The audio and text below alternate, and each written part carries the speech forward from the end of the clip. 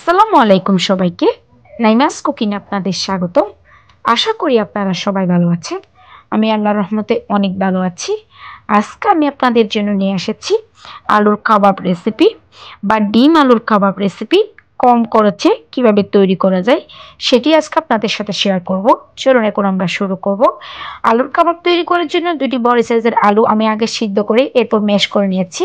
এখানে দুটি পেঁয়াজ ছোটো কিউব করে কেটে দিয়েছি।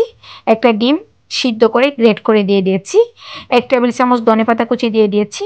হাফ কাপ পেঁয়াজ বেরেস্তা দিয়ে দিয়েছি। 1 চামচ চাট মশলা দিয়ে দিয়েছি। 1 চামচ ভাজা জিরার গুঁড়া দিয়ে দিয়েছি। 1 চামচ গরম মশলার গুঁড়া দিয়ে দিচ্ছি।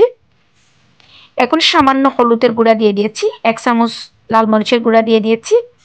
এখন দিয়ে দিচ্ছি 1.5 চামচ আদা রসুনের পেস্ট দিয়ে দিচ্ছি। আমি একসাথে বেটে নিয়েছি আদা রসুন। এখন আমি এর মধ্যে 1 চামচের মতো লবণ দিয়ে দিয়েছি, একটু কম হবে 1 চামচের থেকে।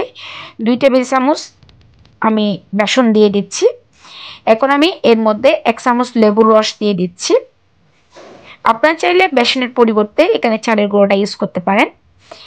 এগুলো দেওয়ার পরে সবগুলো একসাথে ভালোভাবে হাত দিয়ে মেখে নিচ্ছি।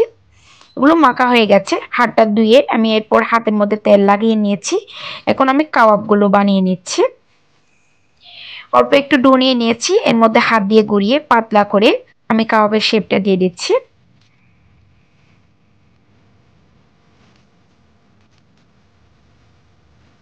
দেখুন এভাবে করে আমি কাবাবগুলো বানিয়ে নিচ্ছি।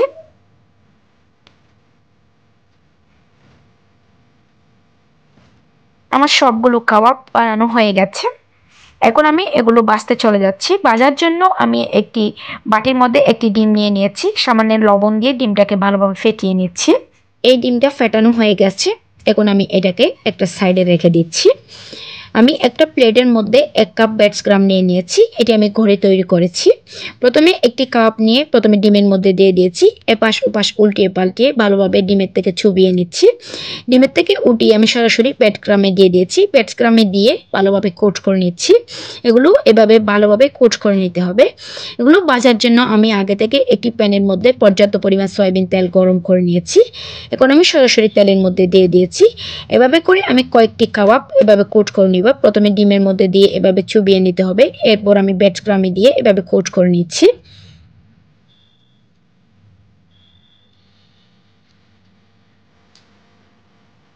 কয়েকটি কাবাব আমি এভাবে প্রথমে তেলের মধ্যে ভেজে নিচ্ছি। এই সময় চুলার আঁচটা মিডিয়ামে রাখতে হবে। এক পাশ হয়ে গেছে, আমি অন্য পাশ উল্টিয়ে দিচ্ছি। আমার তেলটা ভীষণ গরম হয়ে গেছিলো, সেজন্য অল্প একটু লেগে গেছে।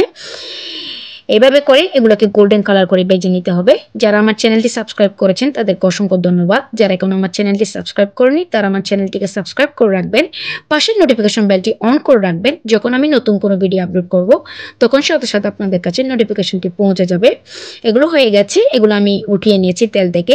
সেমভাবে সবগুলো কাবাব আমি ভেজে নিয়েছি। একটি কাবাব নিয়ে একটু আপনাদেরকে ভেঙে দেখাচ্ছি। দেখে মনেই হচ্ছে না এটি আলুর কাবাব, মনে হচ্ছে এগুলো মাংস দিয়ে তৈরি করেছি। অসম্ভব মজা হয়েছে খেতে, অসাধারণ। আশা করি আজকের রেসিপিটি আপনাদের ভালো লেগেছে। আশা করি আপনারাও বাসায় ট্রাই করবেন।